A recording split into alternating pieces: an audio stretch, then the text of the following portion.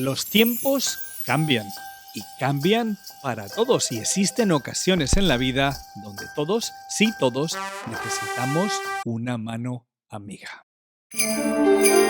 Millones de niños ponen sus ilusiones escribiendo una carta a Papá Noel, Santa Claus, como lo llaman en algunos lugares.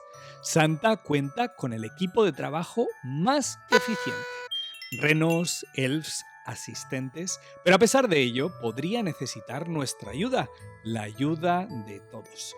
Muchos niños piden su primera mascota, a veces comienzan pidiendo algo pequeño, pero pronto, influenciados por sus amigos, sus deseos crecen.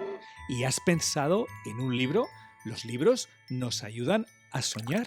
Hay libros como The Adventures of Billy que nos acercan a lugares mágicos. Son libros bilingües, pero lo más bonito es que este proyecto trata de inspirar a niños en comunidades remotas alrededor del mundo. Nos enseñan el valor de la naturaleza y las diferentes culturas.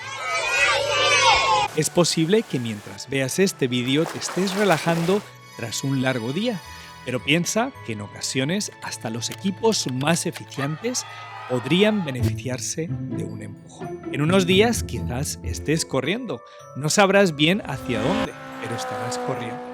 Recuerda que tú también fuiste niño, guardabas ese libro que te regalaron como el tesoro más preciado. Mi nombre es Quique Calvo, fotógrafo y emprendedor, y te invito a soñar con el proyecto The Adventures of Billy.